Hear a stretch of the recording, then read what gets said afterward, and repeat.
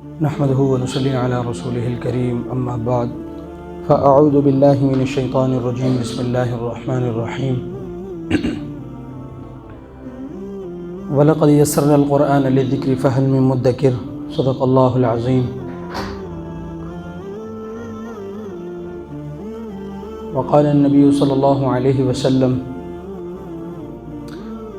يا أهل القرآن لا تتوسدوا القرآن واتلوه حق تلاوته من آناء الليل والنهار وأفشوه وتغنوه وتدبروا فيه لعلكم تفلحون او كما قال علیہ الصلاۃ والسلام۔ معزز سامعین، دنیا میں اس وقت ہر جگہ حقوق کی بات ہو رہی ہے۔ اس پر مختلف تنظیمیں بن گئی ہیں، مختلف NGOs ہیں جو اسی پر کام کرتی ہیں، اور اب تو نہ صرف انسانوں کے حقوق کی بات ہوتی ہے بلکہ جانوروں کے حقوق کا بھی تذکرہ کیا جاتا ہے کہ جی جانور کے فلاں حق ہے، فلاں جانور کا فلاں حق ہے، جانوروں کے یہ حقوق ہیں۔ تو مختلف چیزوں کے حقوق کا تذکرہ کیا جاتا ہے۔ جہاں پر باقی چیزوں کے حقوق ہیں وہیں پر اللہ تعالیٰ کے کلام قرآن کریم کے بھی کچھ حقوق ہیں جو کہ دنیا بھر کے تمام انسانوں پر ہیں، صرف مسلمانوں پر نہیں۔ ہر وہ انسان جو اس کائنات میں موجود ہے اس کے ذمے قرآن کریم کے 5 حقوق ہیں۔ سب سے پہلا حق یہ ہے کہ قرآن کریم پر ایمان لایا جائے کہ اس خالق کائنات نے لوگوں کی ہدایت کے لیے، لوگوں کی رہنمائی کے لیے جو کتاب نازل کی ہے اس کتاب پہ ایمان لایا جائے کہ اس کتاب میں جو کچھ بھی ہے وہ بالکل سچ ہے، وہ برحق ہے۔ جیسے کہ اللہ تعالیٰ نے خود سورۃ البقرہ کے آغاز میں ہی یہ بات ذکر کی، اعوذ باللہ من الشیطان الرجیم بسم اللہ الرحمن الرحیم الف لام میم ذالک الکتاب لا ریب فیہ، کہ اس کتاب میں کوئی شک نہیں ہے، اس میں ساری باتیں اٹل ہیں، فیصلہ کن باتیں ہیں، انہ لقول فصل، فیصلہ کن بات قرآن کریم میں ذکر کی گئی ہے۔ تو قرآن کریم کا پہلا حق یہ ہے کہ اس پر ایمان ویسے ہی لایا جائے جیسے اس پر ایمان لانے کا حق ہے۔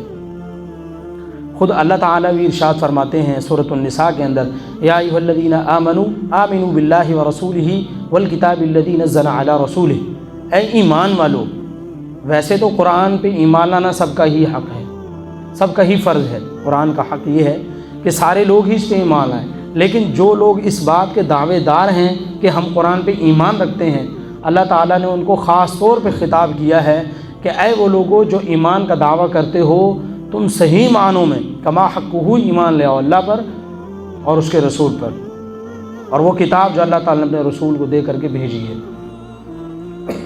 یعنی قرآن میں جو باتیں فائدے کی ہیں ان پر عمل کیا جائے، جن چیزوں سے اللہ نے روکا ہے، جو نقصان کی ہیں، ان سے بچا جائے۔ ظاہر ہے جیسے دنیا کے اندر مختلف چیزیں فائدے کی، نقصان کی ہوتی ہیں، آدمی ان کو جانتا ہے اور پھر اس پہ عمل کرتا ہے، فائدے کی چیزیں حاصل کرنے کی کوشش کرتا ہے، نقصان کی چیزوں سے بچنے کی کوشش کرتا ہے۔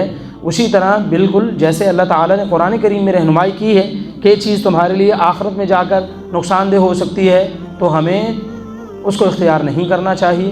اور اسی طرح اللہ تعالیٰ جس بات کے بارے میں یہ کہتے ہیں کہ یہ تمہارے لیے آخرت میں مفید ہوگی تو ہمیں اس کو اپنا لینا چاہیے۔ تو قرآن کریم کا پہلا حق یہ ہے کہ قرآن کریم پہ ایمان لایا جائے جیسے اس پر ایمان لانے کا حق ہے۔ قرآن کریم کا دوسرا حق تلاوت القرآن ہے کہ قرآن کریم کی تلاوت کی جائے۔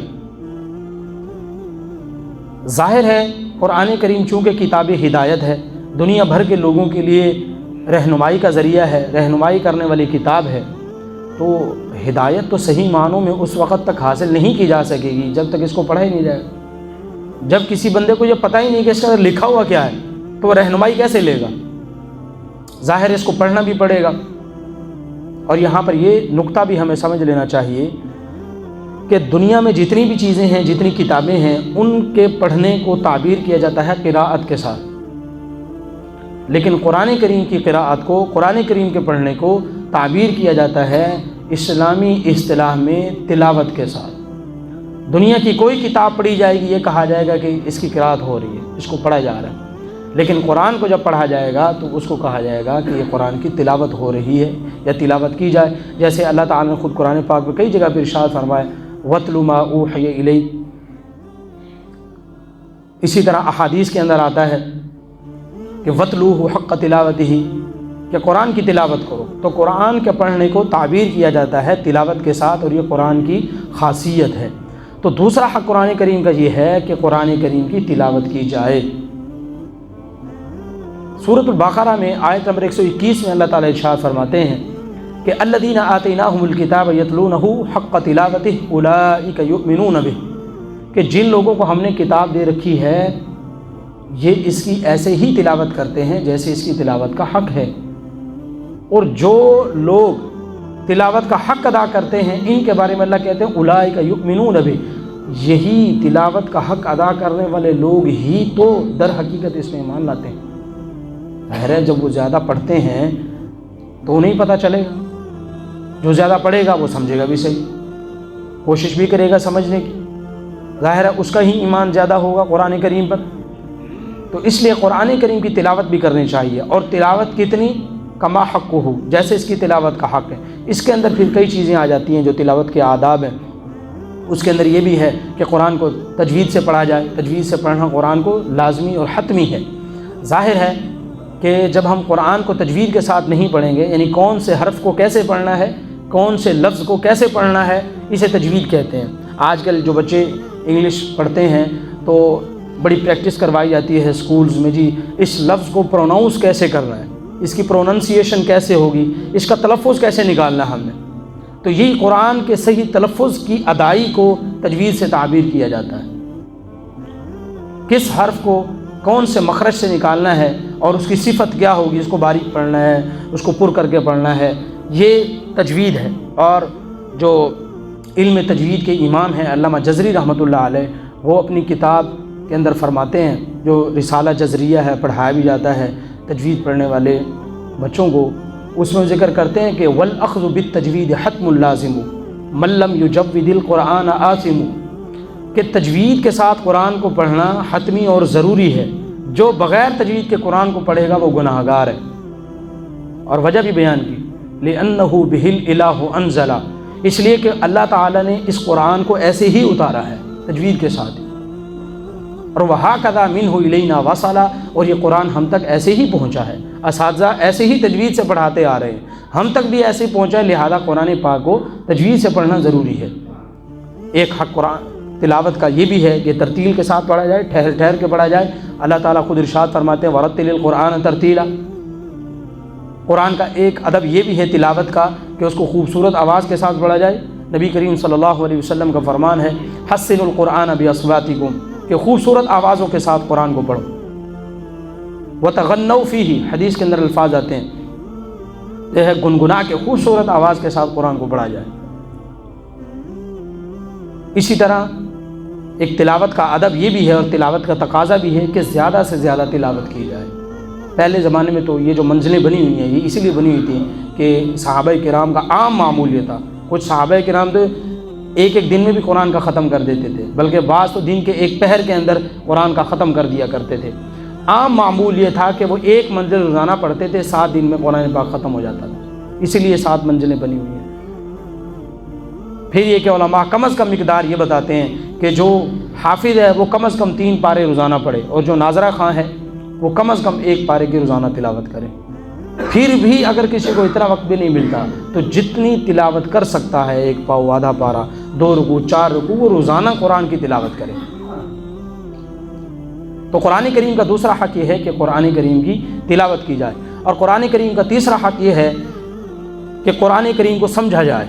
جب پڑھ لیا تو پڑھنے کے بعد اس کو سمجھنا کہ جو میں نے پڑھا ہے اس میں کیا لکھا ہوا ہے، اور قرآن کو نصیحت حاصل کرنے کے لیے سمجھنا یہ بالکل آسان ہے۔ اللہ تعالیٰ سورۃ القمر میں 27ویں پارے میں ارشاد فرماتے ہیں، ایک ہی سورت میں 4 مرتبہ کہتے ہیں وَلَقَدْ يَسَّرْنَا الْقُرْآنَ لِلذِّكْرِ، کہ ہم نے صرف نصیحت حاصل کرنے کے لیے، فائدے نقصان کو سمجھنے کے لیے، عبرت حاصل کرنے کے لیے قرآن کو بالکل آسان بنایا ہے۔ فَهَلْ مِن مُدَّكِرٍ، اچھا جب اتنی آسان کتاب ہے تو ہے کوئی تم میں سے نصیحت حاصل کرنے والا؟ کون کون تیار؟ تو فہل من مدکر، عجیب انداز اللہ تعالیٰ نے اختیار فرمایا۔ اور یہ حقیقت ہے ایسے ہی کہ قرآن کریم بالکل آسان ہے نصیحت حاصل کرنے کے لیے۔ پھر قرآن کو سمجھنے کے بھی 2 درجے ہیں۔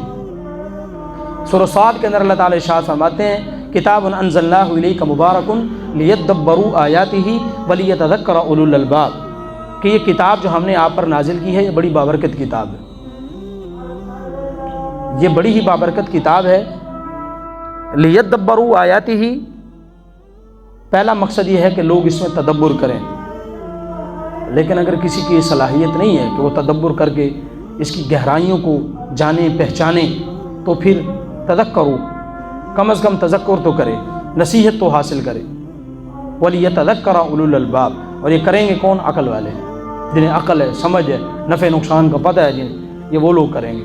تو ایک درجہ تو عوام کا ہے، وہ ہے تذکر کا، نصیحت حاصل کرنا، کہ صرف یہ سمجھ لینا یہ چیز نقصان کی ہے، یہ گناہ کی ہے، یہ اللہ کی رضا کی ہے علامت ہے، اس سے اللہ خوش ہوتے ہیں، اس سے اللہ ناراض ہوتے ہیں، اور یہ نفع نقصان، یہ حلال حرام، یہ جائز ناجائز، اتنا انہیں پتہ چل جائے، یہ عوام کا لیول ہے۔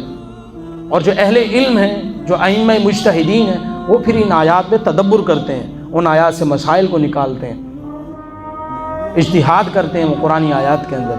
اور جو عام علماء ہوتے ہیں، ظاہر ہے وہ ائمہ مجتہدین کا کیا گیا اجتہاد جو ہوتا ہے وہ اس کو سمجھ لیتے ہیں قرآن کریم میں غور و فکر کر کے، انہیں وہ مسائل سمجھ آ جاتے ہیں، اچھا ٹھیک ہے یہ مسئلہ ایسے نکلا، یہ ایسے نکلا، یہ ایسے نکلا۔ تو قرآن کریم کا تیسرا حق یہ ہے کہ قرآن کریم کو سمجھا جائے، قرآن کے اندر غور و فکر کیا جائے، نصیحت حاصل کی جائے، تدبر کیا جائے۔ قرآن کریم کا چوتھا حق یہ ہے کہ اس پہ عمل کیا جائے۔ جا بجا یہ حکم دیا گیا کہ زندگی قرآن کے مطابق گزاری جائے۔ قرآنی احکامات اس لیے نازل ہوئے کہ قرآن پہ عمل کیا جائے، پورے قرآن پہ عمل کیا جائے۔ یا ایھا الذین آمنوا ادخلوا فی السلم کافہ، اے ایمان والو پورے اسلام میں داخل ہو جائے۔ ظاہر ہے پورے اسلام میں کوئی بندہ داخل تبھی ہوگا جب وہ قرآنی احکامات پہ عمل کرے گا، سنت نبوی صلی اللہ علیہ وسلم کے مطابق اپنی زندگی گزارے گا۔ اور پھر یہ بھی کہا کہ ایسا نہ ہو کہ کچھ زندگی جو اسلام پہ گزرے، کچھ تو قرآن کے مطابق ہو، کچھ جو مرضی کی ہے وہ قرآن کے مطابق گزار لی، جو جی چاہا وہ چھوڑ دیا حکام۔ تو اہل کتاب کو خطاب کیا، اس میں ہمارے لیے بھی سبق ہے کہ افتؤمنون ببعض الکتاب وتکفرون ببعض، اچھا بعض کتاب کا حصہ تمہیں اچھا لگتا ہے، اس پہ عمل کرتے ہو، اس پہ ایمان اور یقین رکھتے ہو، بعض حصہ تمہیں اچھا نہیں لگتا، تمہاری مرضی کے موافق نہیں، تمہارے رسوم و رواج کے موافق نہیں، اس لیے تمہیں اچھا بھی نہیں لگتا۔ اور پانچواں قرآن کریم کا حق یہ ہے کہ اس کی اشاعت کی جائے، اس کا پیغام دوسرے لوگوں تک پہنچایا جائے۔ اللہ تعالیٰ قرآن پاک میں ارشاد فرماتے ہیں فذکر بالقرآن من یخاف وعید، کہ آپ اس قرآن کے ذریعے سے نصیحت کیجیے اس شخص کو جو اللہ کی وعید سے ڈرتا ہے۔ سورہ فرقان میں کہا گیا وجاہدہم بہ جہادا کبیرا، اے میرے محبوب آپ قرآن کے ذریعے سے پوری دنیا میں جہاد کیجیے، جہاد بالعلم۔ اور ظاہر ہے اس قرآن کے ذریعے سے ہی آپ صلی اللہ علیہ وسلم نے سرزمین عرب پر انقلاب برپا کر دیا۔ یہ قرآن کی کتاب ہے جو آج بھی انقلاب برپا کر رہی ہے، قرآن میں صلاحیت موجود ہے۔ اور ہمارے نبی صلی اللہ علیہ وسلم نے خود بحجۃ الوداع کے موقع پر ارشاد فرمایا تھا کہ بلغوا عنی ولو آیا، دین کی ایک بات بھی مجھ سے سیکھو تو آگے پہنچا دو دوسرے لوگوں تک۔ حضرت ابو موسیٰ اشعری رضی اللہ تعالی عنہ کے بارے میں آتا ہے کہ چلتے پھرتے جہاں لوگ چند کھڑے ملتے ان کو حدیثیں سنانا شروع کر دیتے، ان کو دین کی باتیں بتاتے۔ ہم گھنٹوں بیٹھتے ہیں دکانوں پہ، گھر میں، ادھر ادھر، ہوٹل پہ، کئی دوست اکٹھے ہو گئے، کتنی ہی دیر پتہ نہیں کس قسم کی باتیں کرتے ہیں۔ جو دین کی بات ہمیں آتی ہے، چھوٹی آئے تھوڑی آئے، وہ دوسروں کے ساتھ اس پیغام کو شیئر کر دیا جائے، دوسرے کو بتا دی جائے۔ اور آپ صلی اللہ علیہ وسلم نے یہ بھی فرمایا خطبہ حجۃ الوداع کے موقع پہ فَلْيُبَلِّغُ الشَّاهِدُ الْغَائِبَ، جو یہاں پہ موجود ہے، جو یہاں سے میرا پیغام لے رہا ہے، وہ دوسرے غائبین تک میرا پیغام پہنچا دے۔ ظاہر دین ہم تک بھی ایسے ہی پہنچے، اور یہ ہماری بھی ذمہ داری ہے۔ تو اس لیے میرے بھائیو یہ چند تھوڑے سے قرآن کریم کے حقوق تھے جو ہمارے ذمے ہیں کہ ہم ان حقوق کو ادا کریں، قرآن کریم کے فرائض جو ہیں ان کو ہم پورا کریں۔ اللہ تعالیٰ سے دعا ہے کہ اللہ تعالیٰ ہمیں اس کی توفیق نصیب فرمائے۔ وما علینا الا البلاغ المبین۔